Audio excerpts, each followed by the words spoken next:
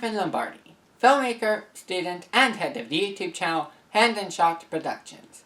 Since mid-2022, I have also been the host of the YouTube series Trident, seeking to inform people about the war in Ukraine and about that country in general. However, I do not just talk about Ukraine itself, but also international efforts to oppose the invasion of that country by the Russian Federation. In April 2022, a young girl in Russia named Masha Moskalyova drew a very subversive drawing in opposition to the war. As a result, in March 2023, Masha's father was sentenced to 2 years in prison for raising her pretty much, while on April 5th, the girl herself was returned to her mother. Under strange circumstances, as you shall see shortly.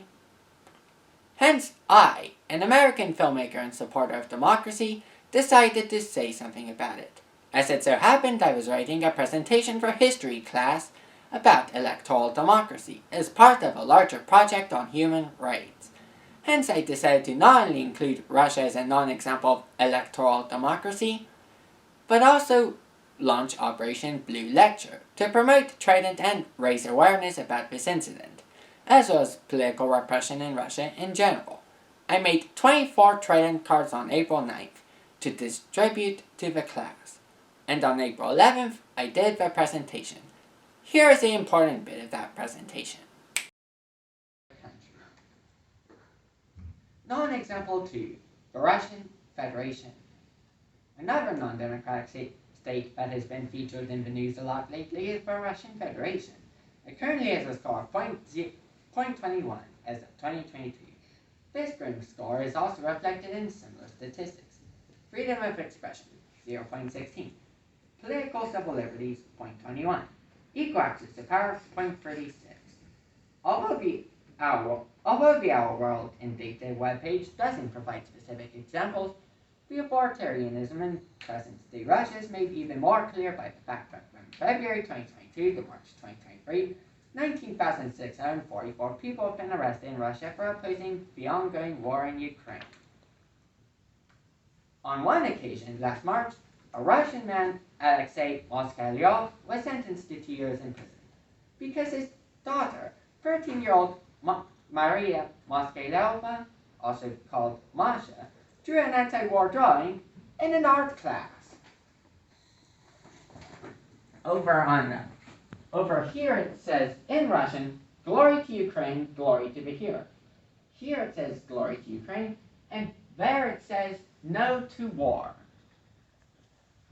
By the way, I did not mention this on this slideshow, but on April 4, a Russian official said that Masha here was looking for a substitute family. But the next day, the same official said that she wanted to be returned to her mother, which is weird. Even more interestingly, the mother wanted to, and I quote, ward off her politics, anti-propaganda, and drawings. I'll be mentioning this in a future video, but for now, I'll give you some cards that link to my series about Ukraine. It is called Trident, and here I talk about not only the war, but also its reactions, especially in Russia. And one.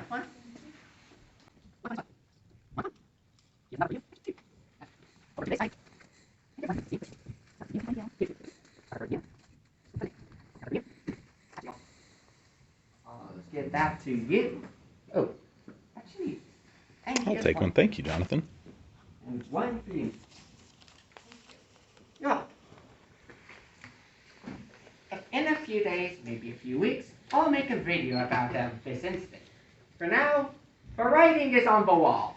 It says, freedom to Alexei and Masha Moskalyova. The writing is on the wall. Very good. And now you and my classmates know about the legal case surrounding young Masha's drawing, as well as how I drew attention to it. In all fairness, the father did send a note to Masha in late March, saying, among other things, if one of our relatives wants to take custody of you, agree. It's better than being in an orphanage. Hence, if Masha did request she be returned to her mother, then perhaps she remembered her father's advice.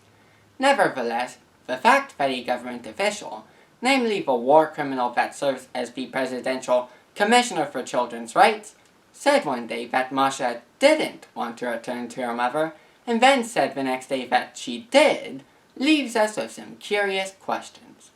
In any case, the events I relayed were quite strange. Witness how minor this crime is, and compared with the 2 years the father is serving in prison for it. Witness also the other 19,600 people that have been arrested for opposing the war, a number that is twice the size of the arrests from the Hong Kong protests of 2019 and 2020.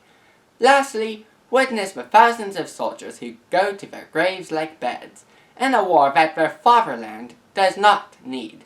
With this folly, I'll need to do my duty as the commander of Trident. Into my uniform I go!